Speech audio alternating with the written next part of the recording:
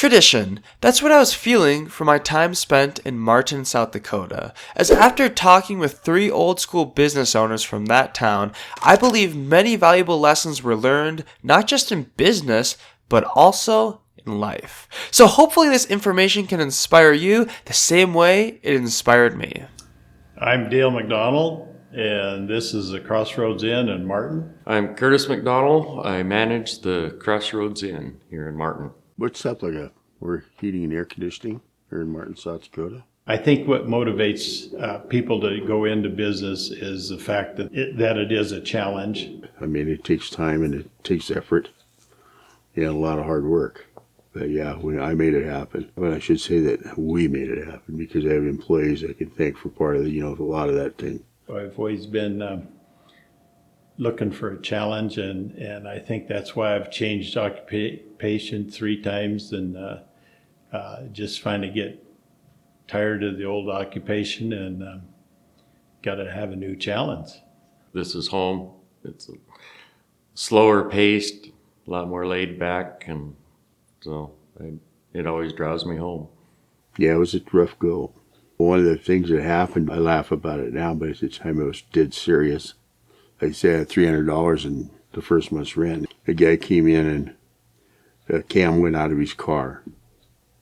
And I put the cam in and pretty much took all the funds I had to do that for parts and whatnot. So I waited and waited and waited, and he never paid me a nickel. Don't be afraid to take a chance, but a calculated chance. If it just seems too far out to even work at all, I would suggest not doing it. But by the same token, you won't get anywhere normally if you don't take some risk. I like the motel business. I get to visit with a lot of different people.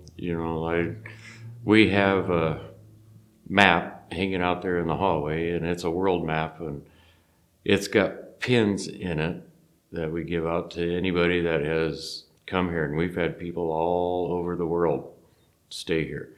And it's nice to visit with different people. That's kind of what I enjoy the most, is talking to people from someplace else. I think that it all boils down to what you want out of life, I guess. If you don't want to work, you don't have to work.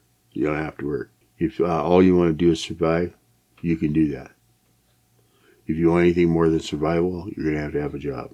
You're going to have to do something. Well, years ago, I was in the farm and ranch business and Ace Hardware.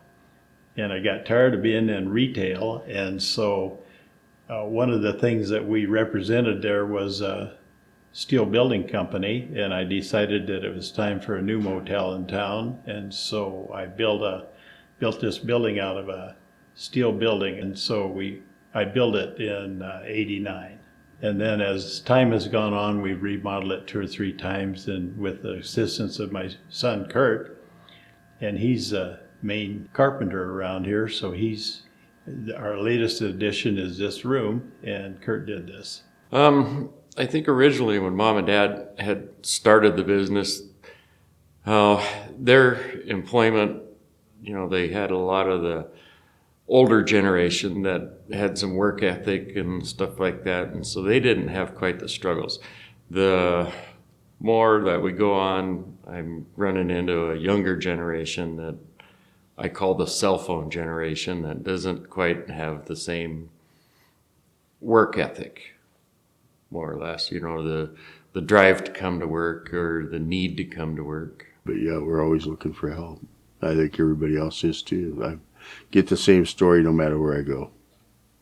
Every place I go, we talk about it, and everybody's has a struggle finding help. It never used to be quite this bad. Before, there was always somebody coming in looking for a job. Now you don't see that so much. Actually, hardly see it at all. I shouldn't say it, but the people that do come in and apply usually are not somebody you want to hire. My thought is that anybody that's really good, a good employee, is already employed. Kids generally learn from the way their parents are raising them. So if their parents aren't necessarily got a good work ethic and going to work every day, well, the kids kind of learn that, and so they never really get that work ethic either.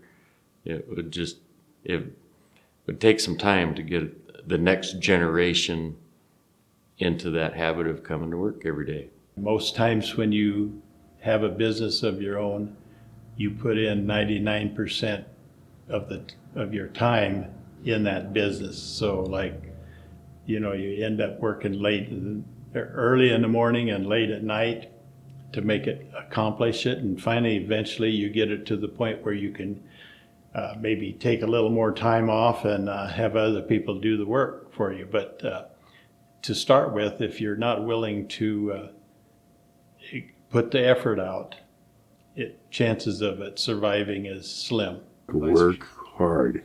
Anybody that thinks they're going to start a business and they're going to work 8 to 5, they're in for a long road to hoe. It takes more than that. You have to put in the time, that whatever time it needs to have, you're going to have to put it in. I put in a lot of 7-day weeks, a lot of 15, 18-hour days when I started. Once you get going, then you can start cutting her back. But to get started, it takes a lot of work and dedication. You got to be dedicated. You can't just open a business and there it is, and it's good from the beginning. I've never seen it anyway. I don't think I've ever seen it happen that way. But it's just one of those things. You have to work hard at it.